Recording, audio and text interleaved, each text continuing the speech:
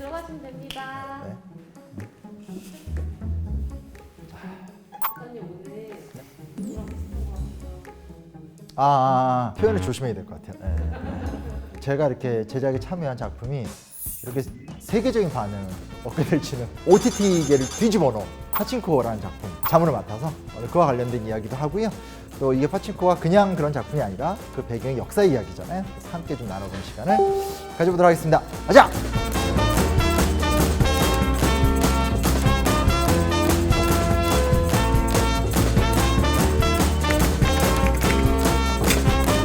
작업에 대한 전반적인 과정이라든지 어떻게 하게 되셨는지. 처음에 문학 작품이 있잖아요.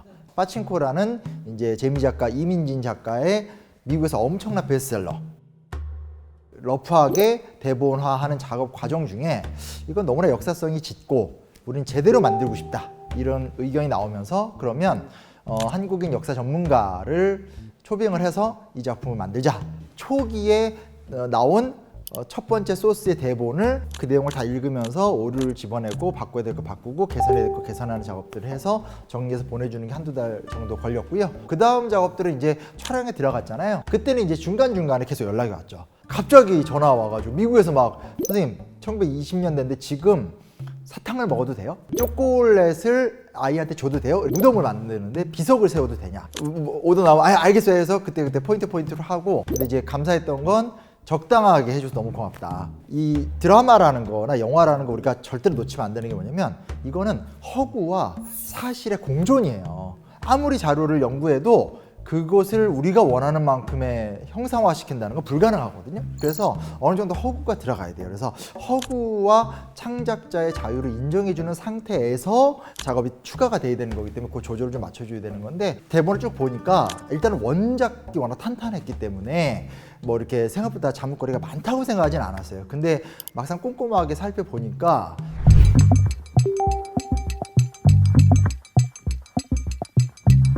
그 어부들끼리 이렇게 어부가를 부르면서 막 노래를 부르고 했던 장면이 나오는데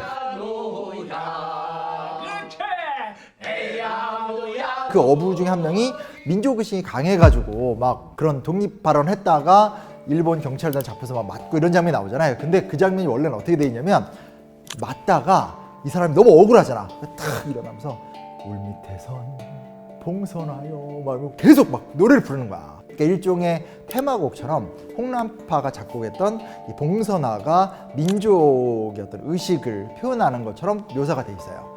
근데 그게 아니거든.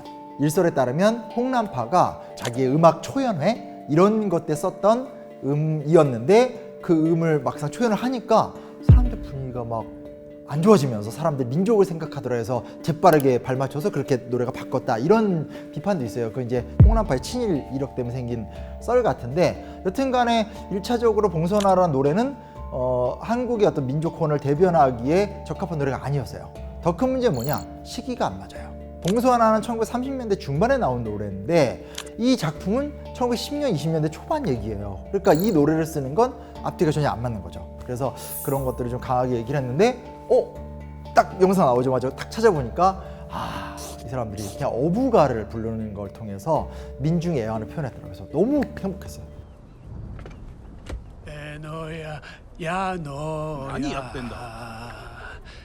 에야 너야 너 기어차 뱃놀이가 잔다.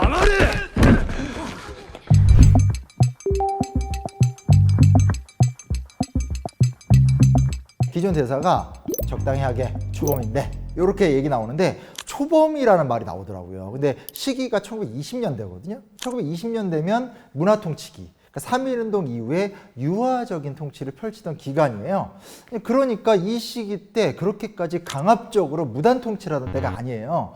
제가 눈에 이야기하지만 무단 통치, 문화 통치 이 말은 오늘날 우리나라 역사학자들이 쓰는 표현이 아니고 일제시대 때 일본인들이 시대구분하던 방법을 그대로 쓰는 거예요. 그러니까 일본인들도 10년대 때는 좀 강압적으로 했고 20년대 때는 문화적으로 했다를 스스로 인지하고 있거든요. 그래서 제가 이거는 좀 시기적으로 어울리지 않는다. 시대 상황을 설명하면서 대사도 적당히 하게 초범인데 이게 아니라 적당히 해. 그냥 경고를 끝내자고. 이렇게 좀 바꿨으면 어떻겠습니까? 라고 제안을 했는데 똑같이 똑같이 이제 실제로 영상 내용이 바뀌었어요. 嘘お疲れ様だ。まあまあ警告だけしてさっさと終わらせよう。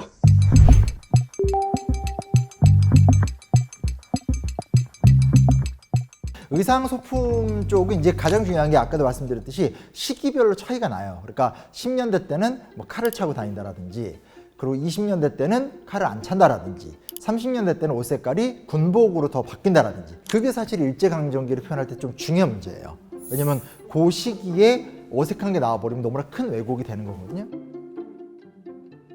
그리고 뭐가 있냐면 이게 사람들이 문화에서 벗어날 수가 없어요. 이게 뭘 얘기하는 거냐면 이 사람들이 식사하는 장면을 어떻게 생각하냐면 부엌이 밖에 따로 창고처럼 있다고 생각하는 거예요. 예, 그리고 우리는 지금도 그렇지만 창이 많잖아요. 그런 식으로 이제 그 대본을 보면 많이 표현이 돼 있었어요. 그래서 제가 이제 말씀드린 게 이때 일제강점기까지만 하더라도 영양 상태가 많이 낮았었던 상태고 흰 쌀밥 한 그릇만 배부르게 먹어도 정말 여한이 없다 이런 말이 있을 정도로 힘들었고, 과거 사진을 보면 실제로 우리나라가 밥그릇하고 국그릇은 엄청 크고 반찬 그릇은 적거든요. 그런 식으로 좀 바꿔야 된다. 사진을 아예 다 이렇게 구해서 보내드렸거든요.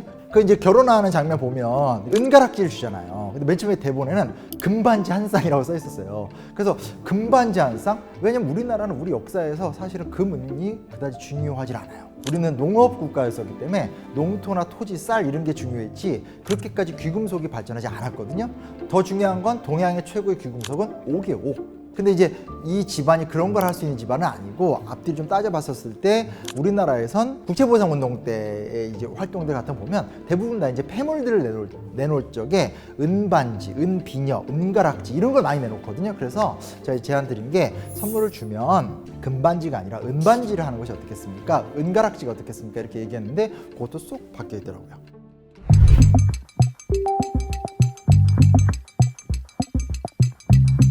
맨 처음에 대본에 보면 지하 예배당이라는 게 나오고 헌금을 낼 적에 금칠한 그 헌금 접시에다 이렇게 내는 걸로 이야기가 나와요. 근데 이제 그게 뭐냐면 전형적인 또 서양인들 입장인 거야. 카타콤. 초기의 기독교는 박해받을 것이다. 그렇다면 무덤과 같은 지하에 가서 예배를 드렸을 것이다.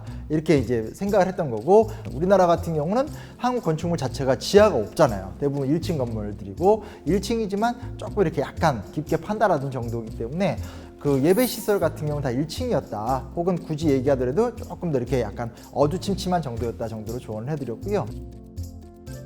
금칠한 헌금 접시는 정말 충격적이었죠.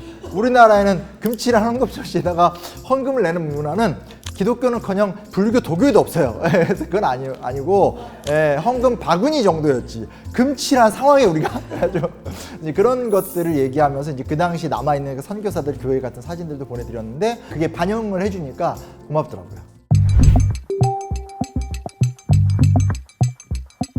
개인적으로 제일 뿌듯했던 것이 하나 뭐가 있냐면 1화 첫 장면을 보면 무당을 찾아가잖아요. 원래 대본에는 거의 강력한 샤먼처럼 묘사가 돼 있었어요.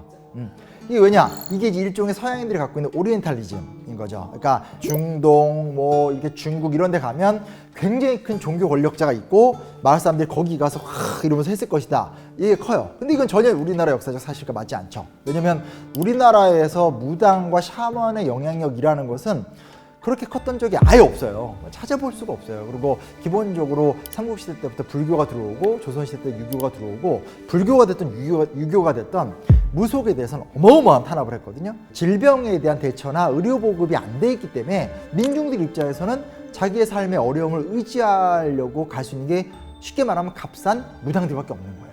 그리고 또 묘사도 우리나라는 좀 너무 전형적이잖아요. 이렇게 언제나 막 화려한 옷에 화려한 잔치상. 안 그러거든. 그 오늘날 우리가 보는 무당의 화려함 같은 경우는 다 1970년대 이후에 우리나라가 먹고 살기 좋아지니까 제사상도 화려해지고 무당복도 화려해진 거예요. 그래서 일제강점기 때 무당들은 소박해요. 굉장히 그 사회적으로 소외계층이기 때문에 근데 그런 게 이제 이 작품에서 이렇게 이제 잘 표현이 돼서 그게 너무 좋았었죠.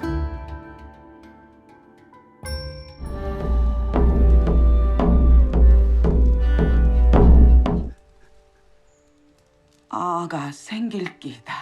자문이라는 것은 감독도 아니고 디렉팅도 아니에요. 그러니까 말 그대로 이 작품이 보다 역사적으로 이렇게 가는 게 맞겠습니다. 특히 오류에 대해서는 반드시 수정해야 됩니다라고 하는 권고사항을 제안해 주는 거고, 이 작품이 훌륭한 건 그 아시아에서 활동하는 역사학자의 입장을 잘 수용을 해서 자기 작품에 대해서 더 철저하게 고증을 했다는 거, 이런 부분에 대해서 좀 제가 얘기를 드리고 싶은 거지. 나 때문에 잘 됐어, 이건 정말 그거는 어불성설이다, 이거 편집하면 안 돼, 이건 진짜 진심으로.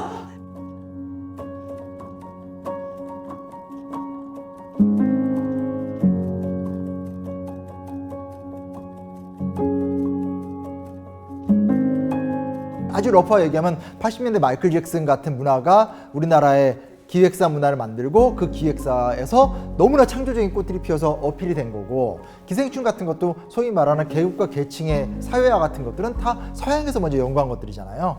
사실은 서양 문화를 수용해서 우리가 재해석해서 서양에 가서 인정을 받은 작품들이잖아요. 이번 작품이 갖고 있는 가장 큰 의미가 있는 게 뭐냐면 그냥 한국인들 자체에 관심을 가진 거예요. 그래서 한국 역사 자체를 바라보게 된 거죠. 다만 관심과 시선이 다르니까 다른 이야기가 나온 거예요. 그래서 저는 그 부분이 우리가 가장 좀 충격을 받아야 될 부분이 아닐까. 우리가 항상 맨날 하는 서사, 화려한 고대, 구중궁궐의 암투, 이런 걸 계속 해왔는데 싹 바꿔보면 그곳에 민중의 삶이 있고, 그곳에 비탄한 한 인간의 이야기와 극적인 성공의 이야기가 있고 하는 것들이 있거든요. 그래서 우리가 우리의 것들이 너무 많잖아요. 그것을 어떻게 서사로 풀어낼 것인가에 대한 새로운 시작점에 있지 않을까. 첫 번째 말씀드리고 싶은 거고, 두 번째 뭐냐, 이 작품의 핵심적인 포인트는 이민사예요. 그게 가장 핵심적인 거예요. 이민이라는 소재가 생각보다 아주 미국인들이 좋아하는 소재고 범세계적인 소재였던 거예요.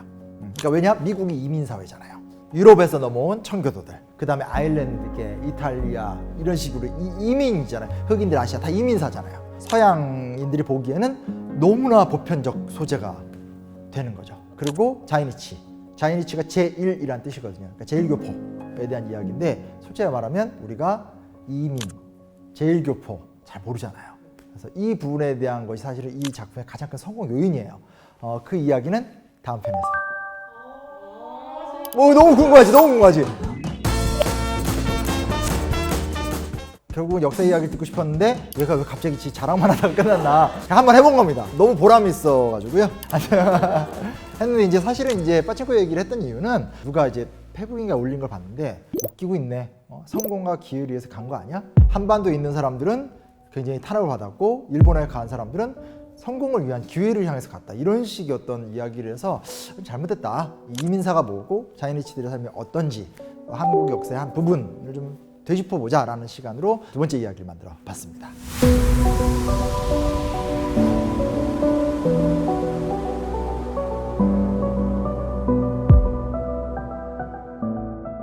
그 소설의 배경 자체가 1915년부터 1989년 사이잖아요. 연도가 너무 아팠어. 우리나라 사람이 우리나라를 통치하면 나라를 잘 되게 만들고 싶어 하는데, 일본은 그게 아니잖아요. 쭉쭉 빨기만 원하는 거지 한반도의 성장을 원하지 않아요. 그러니까 이 한반도에서 경제적으로 성공을 하거나 안정적인 삶을 누린다는 게 너무 힘드니까, 빠른 경우 10년대도 있었지만 보통 본격적으로는 20년대 때부터 노동이민이라는 걸 굉장히 많이 가요, 일본에. 일본으로 그 당시 이제 노동이민 갔던 사람을 보통 한 200만 명 정도를 잡거든요. 200에서 250만 명까지. 마지막에 가면 그 중에 가장 유명한 곳이 오사카인 거예요. 네, 오사카에 제일 많이 갔고, 그 사람들이 지금도 제일 많이 살고 있고.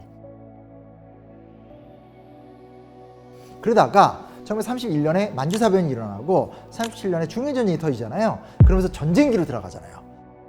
그러면서 일본이 중국과 동남아시아, 미국을 상대로 전쟁을 동시다발적으로 진행을 하니까 이제 전시 경제체제가 되는 거거든요. 그래서 본격적으로는 38년에 국가총동원령에 의해서 대규모로 징용, 징병 이런 것들이 광범위하게 진행이 되는 거예요. 일본군 위안부까지.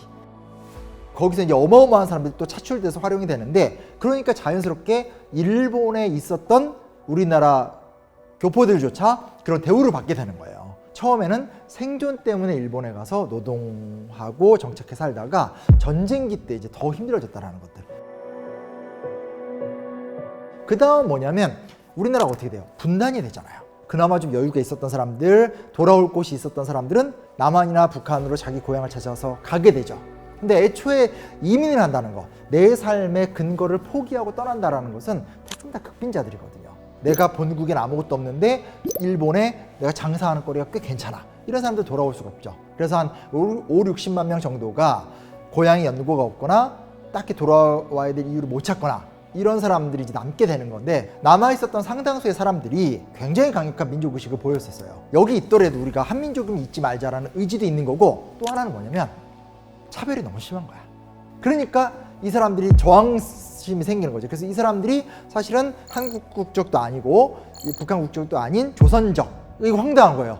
조선이란 나라는 없는데 사는 곳은 일본인데 이 일종의 무국적인데 국적이 있는 조선적을 갖게 되는 사람들 지금도 많죠. 그래서 그런 사람들이 생기게 되는 거예요. 그래서 1945년 일본이 패망한 이후에 89년까지 일본이 엄청난 성장을 하잖아요. 그 성장기 때 이 사람들은 뭐예요? 2등 국민. 일본 내 2등 국민인 거죠. 그래서 이런 시대적 배경이 있다는 걸 염두에 뒀으면 좋겠어요.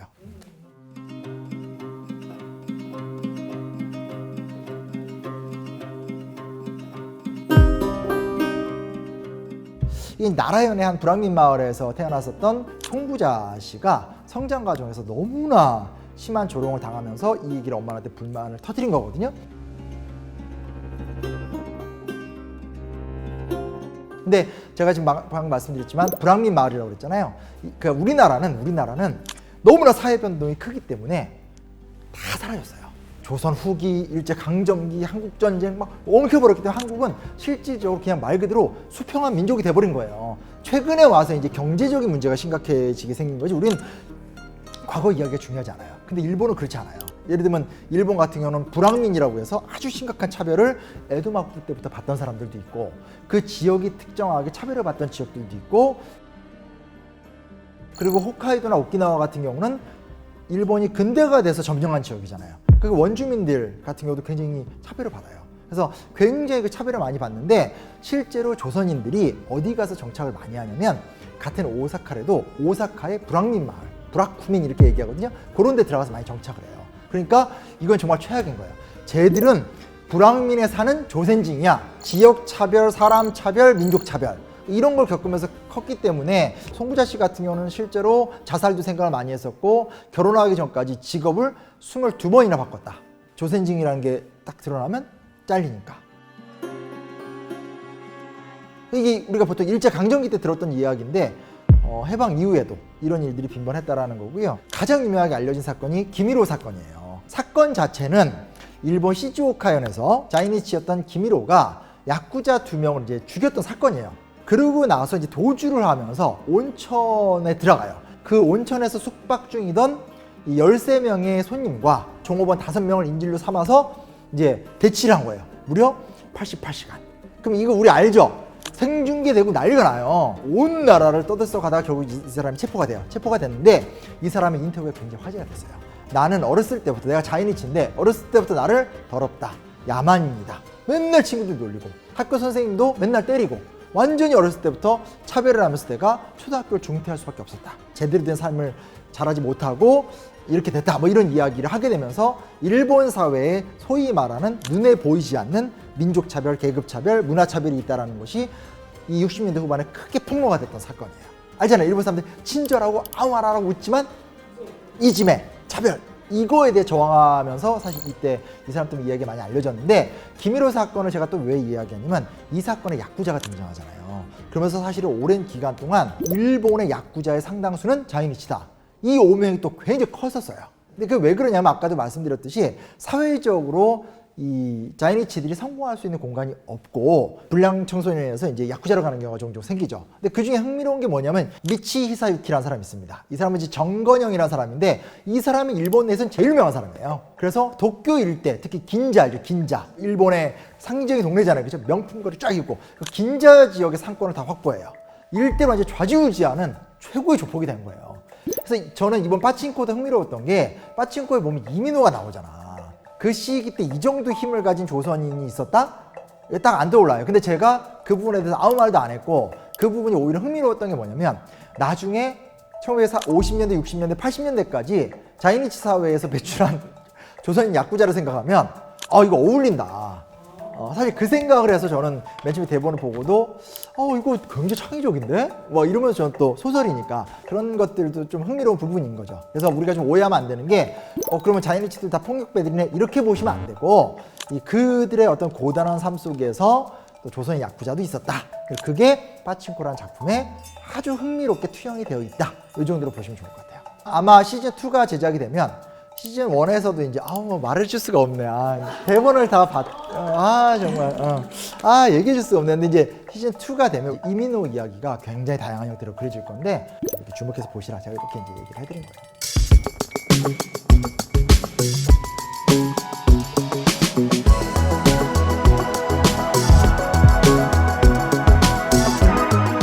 제일 처음에 막 만나잖아요. 막 그 누구죠? 솔로몬 하면서 막 아빠가 이렇게 안아주고 하는 장면 나오잖아요. 그러면 이게 우리가 볼 때 뭐야, 저 도박장 조폭이야? 뭐 이런 느낌 있는데 실제로 이제 일본 가보신 분들 알지만 일본에 가면 신주쿠나 이렇게 그냥 번화가에도 빠칭코가 진짜 많잖아요. 돈 10,000원 정도 되는 돈을 갖고 와서 바꾼 다음에 한번 땡기고 재수 좋으면 좀 버는 거고 아니면 날리고 하면서 그냥 이렇게 우리로 말하면 그냥 맥주 한잔 하고 들어가는 거랑 좀 비슷한 문화로 좀 보시면 돼요. 그래서 뭐 일본의 국민 오락이라 보는 게 좀 좋을 것 같고요. 빠칭코 같은 경우가 이제 본격적으로 발전하게 된 게 1950년대 중반부터예요. 전국에 뭐 한 4만 점 정도 되는 점포가 있었고 그 당시 때 뭐 매출이 뭐 20조 엔이 났다라고 얘기하게 되는 거니까 그때부터 지금까지 쫙 온 거죠. 그런데 오사카 지역에는 자이니치들이 많았고 자이니치들 입장에서 사회에 이렇게 뻗어나갈 수 있는 기회가 별로 없고 그러다 보니까 자이니치들 중에 상당수가 특히 오사카에서 이 빠칭코 사업으로 크게 성공한 사람들이 정말 많았어요. 연원 관계를 좀 따져봐야 되겠지만 오사카가 그런 지역이어서 그런지 몰라도 오사카 사람들이 굉장히 성격이 경상도 사람 같아요. 그 고독한 미식가라는 만화를 보면 그중에 오사카 편이 나오면 그 주인공이 오사카를 처음 간 거야. 그래서 이제 음식을 먹는데 당황해. 왜냐면 그동안 혼자 가서 조용히 앉아서 이런 건데 그게 아니고 그 오사카 갔더니 가서 올라 야 어제 어떻게 지냈어? 반가워 이러면서 막 시끄럽게 당황해 하면서도 야 근데 맛이 있다. 근데 이 맛이 또 전통적인 일본 맛이 또 아니네? 약간 이런 걸로 묘사가 되거든요. 기본적으로 오사카항이 지녔던 에도 시대 때부터의 그 무역항으로서의 호방함과 또 자이니치들이 많이 살면서 일본인들과 우리나라 사람들이 또 어우러지면서 생기는 문화 효과 같은 것들이 같이 좀 이어져요. 실제로 오사카 이쿠노구에 미유키도리라는 상점가가 유명해요. 여기 가면 이제 한 150개 정도 되는 한국 식품점도 있고 음식점도 있고 전통 의상점도 있고 그래서 전통적으로 일본 최대의 코리아타운으로 이제 굉장히 알려진 곳이고 오이소, 보이소, 사이소 그러니까 오시오, 보시오, 사시오 이 말이 이제 또 카타카나를 딱 같이 써놓는 그런 문화들이 거의 뭐 유일하게 이제 존재하게 되는 거죠.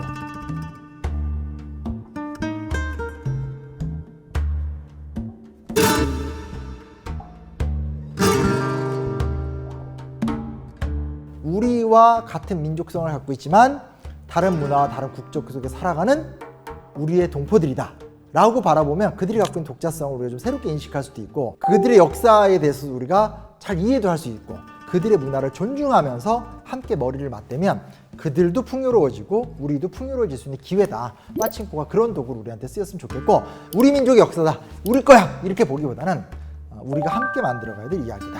이렇게 보면 좋지 않을까라는 생각을 해보게 됩니다. 큰일 났네. 이제 빨리 새로운 작품 하나 들어와야 될 것 같아요.